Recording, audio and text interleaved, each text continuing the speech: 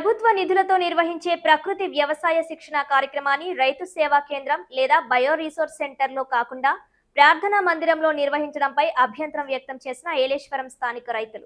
కాకినాడ జిల్లా ఏలేశ్వరం మండలం రమణయ్యపేటలో ప్రకృతి వ్యవసాయ శిక్షణ కార్యక్రమం నిర్వహించిన తీరు ఇప్పుడు చర్చాంశనీయంగా మారింది. రైతులకు ప్రకృతి వ్యవసాయంపై అవగాహన కల్పించేందుకు ఏర్పాటు చేసిన శిక్షణను రైతు సేవా కేంద్రం లేదా గ్రామంలో అందుబాటులో ఉన్న బయో రిసోర్స్ సెంటర్లో నిర్వహించాల్సి ఉండగా ప్రార్థనా మందిరంలో నిర్వహించడంపై పలువురు రైతులు అభ్యంతరం వ్యక్తం చేస్తున్నారు. ప్రభుత్వానికి సంబంధించిన వేదికలు అందుబాటులో ఉన్నప్పటికీ వాటిని వినియోగించకుండా ఇరుకైన ప్రార్థనా మందిరంలో శిక్షణ నిర్వహించడం ఏమిటని ప్రశ్నించారు. ప్రకృతి వ్యవసాయంపై రైతులకు అవగాహన కల్పించేందుకు స్థానిక అధికారులను సమన్వయం చేసుకుంటూ కార్యక్రమాలను ముందుకు తీసుకెళ్లాలని ప్రభుత్వం సూచిస్తున్న నేపథ్యంలో స్థానిక అధికారుల తీరుపై విమర్శలు వెల్లువెత్తుతున్నాయి.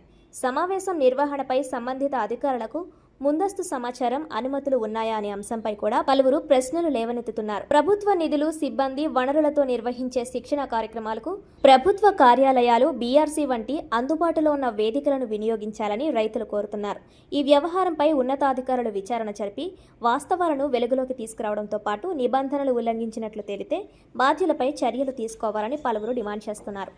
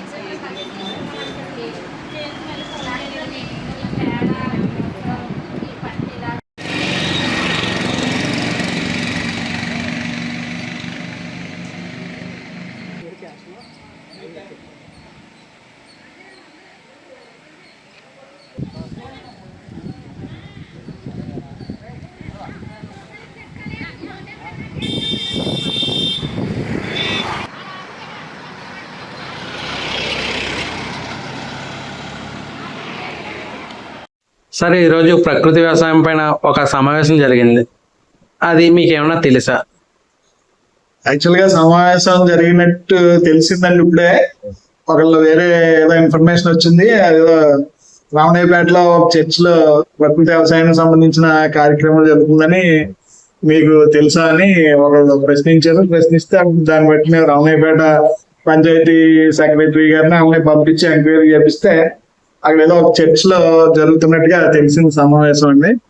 యాక్చువల్గా ఏంటంటే మనకి ఇక్కడ ప్రకృతి వ్యవసాయానికి సంబంధించిన టీం ఎవరు కూడా మనకి ఇక్కడ ఏం జరుగుతుంది ఏంటంటే మనకు తెలియట్లేదు. ఎవరిని అడిగినప్పుడు మనకి సమాధానం చెప్పడం కష్టమైపోయింది. అంటే చర్చ్ లో పెట్టచ్చా సార్? యాక్చువల్గా ఏంటంటే మన మీటింగ్లన్నీ పబ్లిక్ ప్లేస్ లోనే ఓపెన్ గా పెట్టాలి.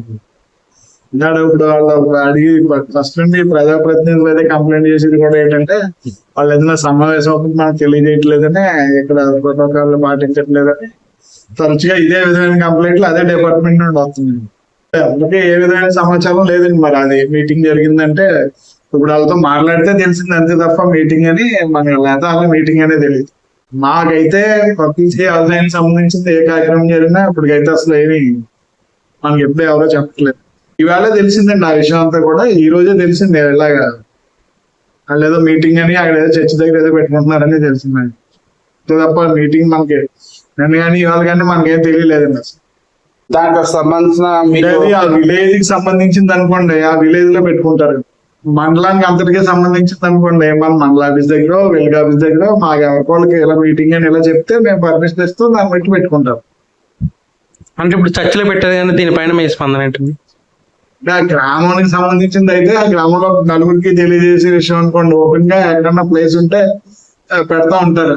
అలాంటిది మరి మండలానికి సంబంధించిన మీటింగ్ అక్కడ పెట్టారంటేనే అది ఆశ్చర్యంగా ఉంది. మాట్లాడదు నేను తెలియజేసి దాని మీద పూర్తి సమాచారం తెలుసుకుని నేను మీకు వివరంగా చెప్తాను.